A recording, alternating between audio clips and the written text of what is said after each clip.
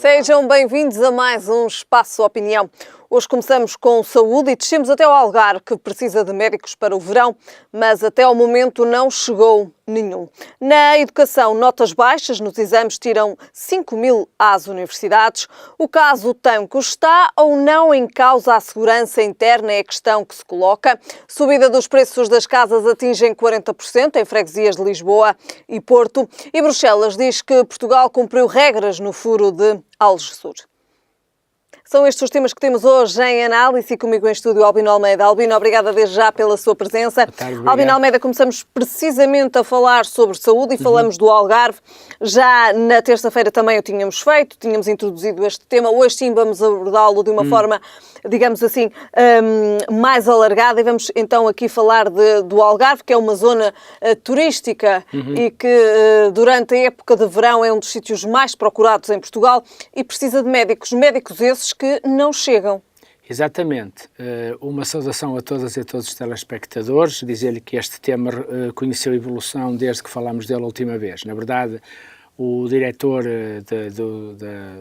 do Algarve, dos hospitais do Algarve, que coordena os hospitais do Algarve, entendeu criar uma solução, provavelmente ouvindo os médicos a partir de equipas fixas, o que vai permitir uma melhor programação dos atos médicos, e isso, de alguma forma, digamos, ultrapassar a questão da falta de médicos. Portanto, com os médicos que existem, formar equipas fixas que permitem dar respostas, imagino eu, com horas extras também, mas seguramente haverá por esta via formas de fazer compensações como as empresas fazem quando estão perante emergências e convocam os seus trabalhadores para uma jornada especial, para a qual colocam objetivos que, uma vez atingidos, permitem, na realidade, fazer uma recompensa das pessoas que se sacrificaram para que os objetivos fossem atingidos.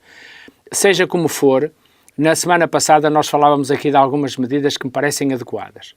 O presidente da Câmara de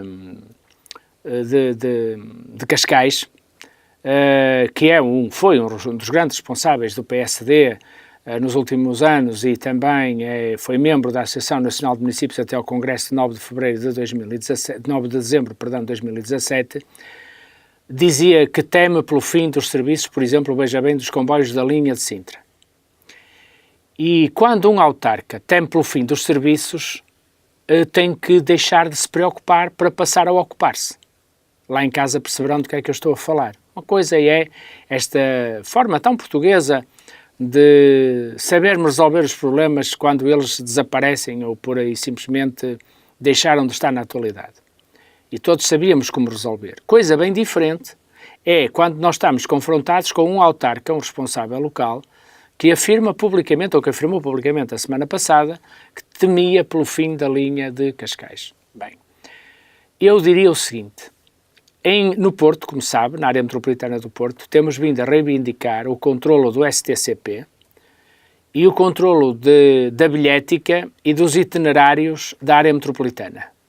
Todas as autarquias da área metropolitana. Acho extraordinário que, tendo Lisboa tantas autarquias e algumas muito ricas, como é o caso do Eiras, por ter o Tagus Park, é onde quase todas as empresas têm sede e é lá que pagam, por exemplo, a derrama, não se tenham ainda sentado a exigir um tratamento idêntico ao que este governo concedeu à área metropolitana do Porto em matéria de gestão dos seus transportes, nomeadamente a Metro e o STCP. Mas também espera-se, por isso está a ser recondicionada a linha do Norte entre Espinho e Gaia, espera-se também... Que faz parte do projeto Ferrovia 2020. Exatamente, o projeto Ferrovia 2020, espera-se também, portanto, que as autarquias tenham um papel maior nessa matéria, nomeadamente através da bilhética, ou seja, já hoje é possível tirar um bilhete no autocarro e ir até Espinho, e também o andante, o famoso andante, ou um bilhete de comboio que tenha um nome parecido.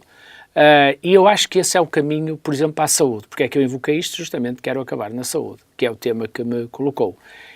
E não há condição de... Não sei, antes de falarmos dos STCP, que de facto esta semana também estiveram Sim. em plenário. Sim. Eu sobre essa matéria, se quiser arrumamos já essa matéria e podemos revisitá-la no futuro, porque as decisões que lá foram tomadas são decisões de grande ingratidão política e de grande oportunismo político. quero dizer-lhe. Porque, Isto na para realidade, falarmos aqui também da questão dos transportes sem que dúvida, abordou. sabe que o discurso seria, se este governo não tivesse avançado como avançou, estes senhores estariam privatizados, a fazer 0 de plenários, 0 de greves. É disto que estamos a falar. Portanto, trata-se de uma visão oportunista, eleitoralista, das corporações que o Salazar cá deixou e que acham que por ser para o ano eleições que os governos vão ficar a tremer das pernas porque estes senhores ameaçam com isto ou com aquilo. Eu que tenho tendência natural e democrática a não me deixar coagir por este tipo de atitudes e denunciá-las. Porque há um ano atrás, ou há 2 anos atrás, estes senhores temiam pelo seu futuro e dos postos de trabalho porque as suas empresas iam ser vendidas.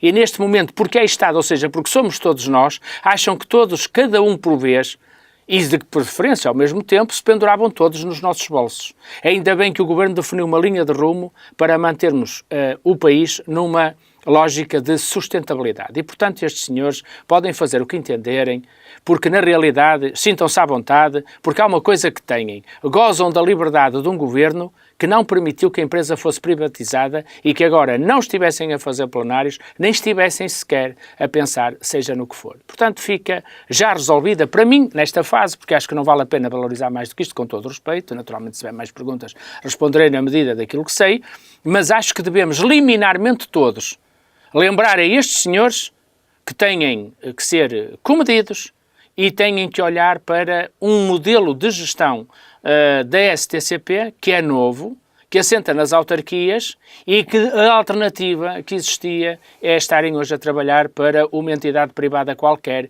que lhes cercearia estas liberdades e os mandaria a guardar, digamos, na fila, como fazem as empresas privadas. E, portanto, para mim, o assunto STCP, arrumadinho no seu devido lugar. Até porque há mais plenários prometidos, vamos ver em que é que isto vai acabar. Não é estranho o período eleitoral e é sempre assim nas empresas públicas, o que é também... E as consequências também para quem usa os STCP diariamente. E essa é a parte pior disso. Ou seja, estas pessoas acham que existem porque são o pináculo da criação.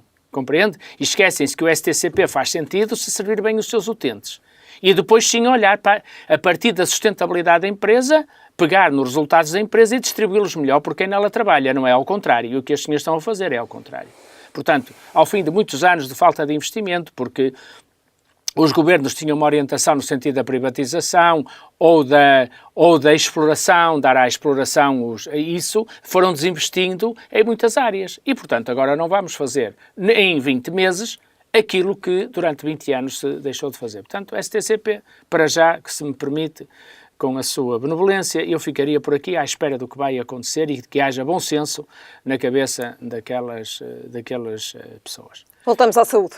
Na saúde, isso sim, penso que nós temos que revisitar modelos de fixação de médicos. Eu recordo-me, não a Helena, mas eu recordo-me, e muita gente que está lá em casa da minha idade recorda-se, dos serviços médicos à periferia. Ou seja, quando os jovens se formavam nas universidades, tinham um tempo de ir para a periferia prestar serviços médicos. Ou seja, a indução na profissão era obrigatoriamente a distribuição dos jovens licenciados pelo país. Muitos médicos conheceram assim zonas do país onde não tinham estado. Alguns ficaram lá. Se nós hoje formos perguntar, verificamos que alguns ficaram lá. O importante era, talvez, revisitarmos este programa e encontrarmos soluções do tipo de facilitador da vida das pessoas que se queiram lá estabelecer. Desde logo, questões como os impostos que pagam, rendas de casa, apoios à gestão da vida familiar e da vida profissional, serão seguramente matérias que, concorrendo o Governo Central, Ministério da Saúde neste caso, e as autarquias, será possível encontrar equipas médicas que permitam, não só, mas também, nas épocas de turismo como é esta que o Algarve atravessa, em que a população triplica, é disso que estamos a falar, podermos ter a garantia de que quando estamos a encaminhar os turistas que nos visitam, quer os de Portugal, quer os que vêm de outros países para Portugal e em Portugal para o Algarve, estamos a encaminhá-los para um lugar onde têm direito à saúde, que é um direito essencial, sem o qual nem as férias se justificam. Toda a gente sabe que a pior maneira de acabar com umas férias são problemas de saúde ou outros que estão ligados à saúde que aconteçam em período de férias, como acidentes, por exemplo, etc. Por isso, fica aqui a sugestão, fica aqui o desafio, que aliás, por exemplo, Gaia reagiu, e o Porto reagiu também, à Associação Nacional de Municípios, por entender que a Associação Nacional de Municípios não valorizou a vontade de muitas autarquias, por exemplo, como a de Gaia, de gerir os centros de saúde, habilitando-os com o que falta em pessoal, por exemplo, para que em vez de fechar às 8 da noite, passem a fechar às 11 ou à meia-noite. Isto precisa de equipas de pessoal que estejam ali para as pessoas que precisam de lá ir, evitando as entradas nos hospitais. Este equilíbrio, chamado governação multinível, entre as entidades que prestam serviços ou contribuem para o bem-estar das populações, as próprias populações, é o sentido que importa ter em matéria também da saúde no Algarve. E é, de facto, aqui também uma alternativa a esta, digamos assim, este problema que atinge o Algarve todos os anos. Creio que a AMAL, a Associação de Municípios do Algarve, tem uma palavra a dizer nesta matéria, devem todos os presidentes de Câmara falar sobre isso no Algarve, devem perceber dos seus orçamentos até onde é que podem fazer a chamada subsidiariedade que era necessário para que, complementando todos os meios do Governo Central no Algarve com os meios locais, porque é a resposta também à população local, possamos melhorar a prestação de serviços de cuidados e de saúde. Muito bem. Albino Almeida, depois de falarmos da saúde, falamos da educação. Notas baixas nos exames tiram 5.000 às universidades. Bom, eu já disse aqui e mantenho. Nós temos uma pessoa altamente incompetente do ponto de vista daquilo que se pretenderia, que é que os exames possam aferir, possam verificar aquilo que se ensinou. Sendo que tudo o que se ensinou deve poder ser verificado. E, portanto, aquilo que eu senti este ano nas críticas que foram feitas a algumas áreas, a alguns exames em áreas fundamentais que depois determinam a entrada nas universidades, foi que estavam desajustadas do que as escolas ensinaram e do que os alunos aprenderam. Portanto, o Governo não entendeu não mexer logo no início da governação nos programas de Nuno Crato, que era o anterior Ministro da Educação. Era sabido que esses programas iam levantar problemas e fazer, como todas as sociedades de professores alertaram, nomeadamente as mais importantes, português, matemática, física e química, alertaram que os programas iam trazer este tipo de resultados quando fossem aplicados na íntegra. É preciso olhar com atenção para isso e, na minha opinião, há muito tempo que o diretor-geral do GAB não está adequado às necessidades de um gabinete de avaliação educacional.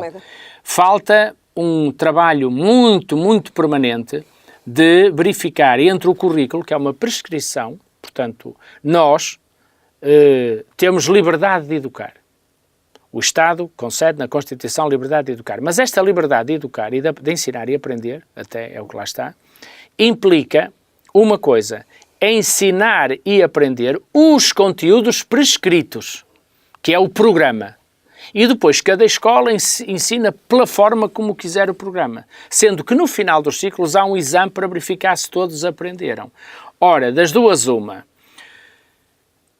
se tudo o que se ensina pode ser avaliado, quando a avaliação não alcança os resultados daquilo que foi o ensino, alguma coisa está mal. E, portanto, a responsabilidade primeira é do Gabinete de Avaliação Educacional, que tem que saber criar bancos de perguntas que estejam em linha com o que as escolas ensinam e os alunos aprendem, para que os exames atestem os conhecimentos e não atestem as insuficiências do sistema, que é o que eu acho que aconteceu em matéria dos resultados deste ano, visto que eu vi as críticas que os professores fizeram aos enunciados dos exames. 5.000 é um número muito elevado. É um número expressivo, até porque, como sabe, nós estamos perante uma redução do número de alunos, porque não nasceram, estão a diminuir todos os anos o número de alunos no sistema e, portanto, 5.000 é um número que dá que pensar.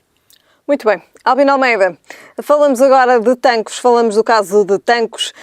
Está em causa ou não a segurança interna? Tal como eu disse aqui a semana passada, queria recordar que esta iniciativa do CDS me parece estouvada por vários fatores. Em primeiro lugar, porque está em causa ainda a investigação judicial ao que aconteceu em Tancos. E, portanto, eu fiz aqui o comentário e nesse mesmo dia, já depois de eu ter feito o comentário, soube-se que o chefe do Estado-Maior do Exército foi dizer à Assembleia uma coisa óbvia, é que não podia revelar o material que tinha sido recuperado pela simples razão de que o processo estava em segredo de justiça. E eu acho extraordinário que uma líder de um partido, que é, ao mesmo tempo, professora de Direito, não tenha percebido esta realidade. e depois tenha sido tão célere também a tirar a conclusão que eu jamais esperaria, que foi pedir a demissão de alguém que respeita, que é o chefe do Estado-Maior do Exército, que respeita e muito bem, não é? Que respeita e muito bem a separação de poderes. Enquanto estiver a ser investigado, ele não pode revelar efetivamente o que é que foi recuperado. Eu acho, portanto, que estamos perante uma... Mas também, Albino Almeida, nunca foi dito ao certo o material que foi recuperado e se de facto correspondia ou não. Vou voltar ao que disse aqui a semana passada. Roubado. Vou voltar aqui ao que disse a semana passada. Está a decorrer uma investigação para que nós saibamos se foi roubo com violência. Disse-o aqui a semana passada e vou repetir como disse. Foi roubo com violência? Parece que não. Foi desvio? Ou seja, alguém deu a relação de que estava ali e desviou para o outro lado, para os tais fins que não se conhece? Ou simplesmente nada daquilo aconteceu e perderam o controlo ao longo dos anos do material que lá estava? Isto está por responder. E sem isto estar respondido pela investigação neste momento, pela investigação, não vale a pena estar a especular. O que o Sr. General veio lembrar há uma semana atrás foi que tinha dito o material que apareceu. Nunca tinha dito que aquilo correspondia ao que tinha desaparecido. E lembro-me dele até se rir e dizer há uma caixa a mais de que ninguém falou na suposta lista de material. Ora bem, sem isto estar devidamente resolvido pela investigação, sem nós sabermos o que a investigação está a apurar, acho absolutamente extraordinário que alguém venha falar de segurança nacional.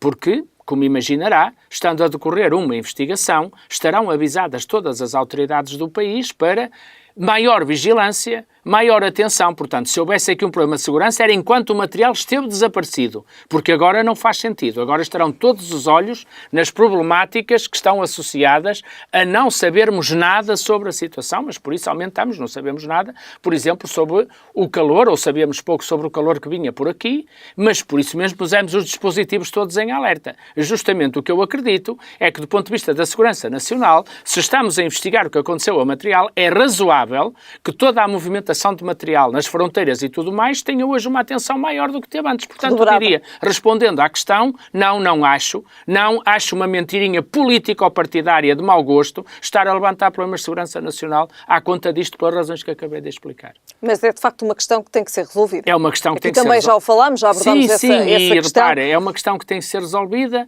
mas nós sabemos que em Portugal, e temos todos, inclusivamente o Presidente da República, chamado a atenção que a Justiça ou se exerce num tempo razoável ou deixa de fazer sentido. E eu acho, apesar de tudo, e face às 3 perguntas que aqui coloquei a semana passada e hoje reiterei, que o básico está por resolver e começa a ser um bocadinho de tempo a mais para nós sabermos se foi roubo, se foi desvio ou se por aí simplesmente não aconteceu nada e houve um alerta desnecessário. Mas é preciso chegar a essas conclusões. Mas é preciso primeiro responder às perguntas e depois chegar às conclusões. Embora muitas das vezes, e tal como o Albino disse, que a Justiça muitas das vezes demora até chegar de facto a essas conclusões. Mas é de facto preciso que realmente haja aqui um esclarecimento. É, porque repare, neste momento nós temos um paiol.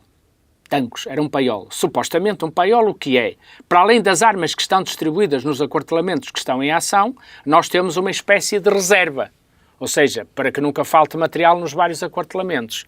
A questão de saber é porque é que não houve uma verificação física anual e um relatório anual que ninguém pediu. E é muito engraçado quando estas coisas se levantam, que os deputados acordem como de um sono letárgico e descubram que, afinal, não estiveram a fazer nada no Parlamento. Sabe porquê? Porque as câmaras municipais aprovam todos os anos, com as contas, aprovam um inventário dos seus bens. Todos. Um quadro, um prego, um parafuso, é tudo aprovado pelos deputados. Se me perguntar se eles têm a consciência do que estão a aprovar, eu, por amor à verdade, direi eu não conseguir verificar aquilo nos armazéns da Câmara. Dei como bom a relação que me deram. Da mesma maneira, acredito que o senhor chefe do Estado-Maior das Forças Armadas tenha que confiar nos serviços e lhe pudessem ter dito em Tancos estava isto. Agora, se nem isso ao longo do tempo foi possível assegurar, como é que podemos pedir a demissão de uma chefia militar e, pior do que isso, alimentar a ideia que estamos perante um problema de segurança nacional? Provavelmente não estamos nem perante uma situação, nem perante outra. Estamos perante o desleixo de que, do ponto de vista do controlo político dos deputados, dos deputados, porque os deputados têm essa obrigação e o direito de escrever uma cartinha por ano e dizer: ó senhor chefe do Estado-Maior, eu deputado quero saber qual é o inventário de que está no paiol de tanques onde estiverem os paióis portugueses. E mais, com obrigação de reserva, porque é informação classificada, não é uma informação para andar aí a circular pela mão de toda a gente. Por isso, eu considero isto não um caso, um Fediver de verão e uma imensa irresponsabilidade de uma professora de Direito que, por acaso, é líder do CDS. Muito bem. Albino Almeida, falamos agora do arrendamento, falamos das subidas do preço das casas que atingem 40% em freguesias de Lisboa e Porto. Bem, nós temos que ter a noção disto. Todos os que, como eu, defendem a liberdade, estamos a defender também a liberdade económica. E a liberdade económica parte do princípio que sendo a economia pessoas a decidir todos os dias o que decidem. Ir de férias, não ir de férias, tomar café, não tomar café, comer em casa, comer fora de casa, são todas decisões económicas. Não é verdade? Trocar a roupa, enfim, tudo são decisões económicas. Cada vez que decidimos em termos económicos. E por isso, é difícil imaginar uma sociedade livre em que as pessoas não possam decidir também em termos económicos. O que temos hoje, percepção, é de que toda a gente decidiu investir nos centros urbanos por expectativa de que o turismo e os turistas lá vão cair e, em consequência disto, como a procura aumentou, os preços subiram. E continuam a subir. E continuam a subir. Nós sabemos, dizem-nos os economistas, que a economia tem ciclos. E a seguir a um ciclo alto, vem um ciclo baixo. A questão que neste momento se coloca a quem decide, aos autarcas e aos políticos, é: devemos intervir, criando barreiras ou regulamentos muito seguros, para que a decisão das pessoas não leve a um sobreaquecimento dos preços que depois as faça cair em falências ou em insolvências pela ganância, ou não? E eu acho que estamos, como acha Rui Moreira, como acha Eduardo Vítor Rodrigues, que estamos, e o próprio Primeiro-Ministro e a Assembleia da República que está a discutir uma lei sobre habitação, e eu acho que estamos todos a chegar à conclusão que temos que criar regras que imponham, que regulem, porque senão estamos a falar de fim da liberdade económica, mas que regulem a liberdade económica que reconhecemos aos cidadãos quando reconhecemos na liberdade a liberdade económica também. É o que está em causa. É o que está em causa. E é necessária. E é necessária. Por isso é que há os regulamentos, por isso é que se regula, não é? Nós temos liberdade de comprar um carro e de circular nas ruas que estão ao nosso dispor. Mas temos um regulamento chamado Código da Estrada, que regula justamente a liberdade que eu tenho de usar o automóvel e de usar as ruas e as estradas. E as suas limitações Ora, também. justamente, os regulamentos impõem limitações razoáveis a esse uso. E, portanto, eu acho que as entidades envolvidas, as autarquias, o governo, os próprios agentes turísticos têm que se sentar à volta da mesa e encontrar fórmulas que regulem, porque senão é o fim da liberdade económica, portanto, regulem a liberdade económica que deu origem a isto. Muito bem. Albino Almeida, passamos ao último tema. Bruxelas diz que Portugal cumpriu regras no furo de Algesur, apesar de todas as críticas. Sim. Nós já tínhamos dito aqui que, à semelhança, voltaríamos se calhar ali atrás à questão do STCP, há de facto hoje uma capacidade muito grande de falar de coisas sem olhar aos factos reais. Isto existe há uns anos, com as redes sociais tornou-se ainda maior este problema.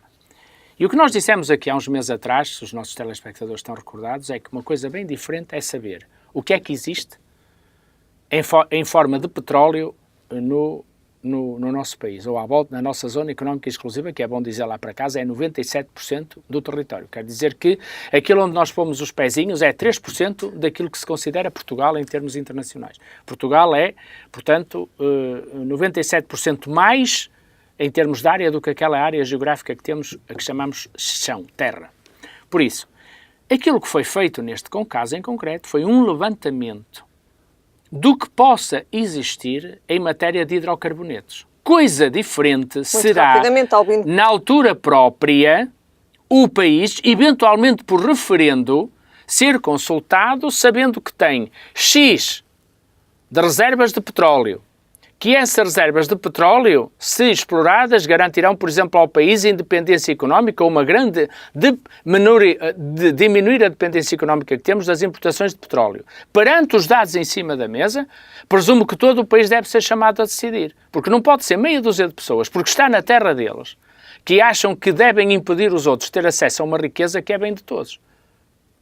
E, portanto, cada coisa a seu tempo. Eu acho que o que Bruxelas veio dizer é que Portugal, a primeira fase da prospecção, está a fazer respeitando as regras. A segunda logo se verá. E eu espero que a respeite também. E, portanto, nada de novo a oeste. Muito bem, Albino Almeida, terminamos então com este parecer de Bruxelas, relativamente então aqui ao furo de Algesur e então à prospecção de petróleo em território nacional. Albino Almeida, voltamos a ver-nos na próxima semana. Boa semana. Muito obrigado e para os nossos espectadores também. Foram estes os temas hoje em análise com Albino Almeida. Eu regresso amanhã.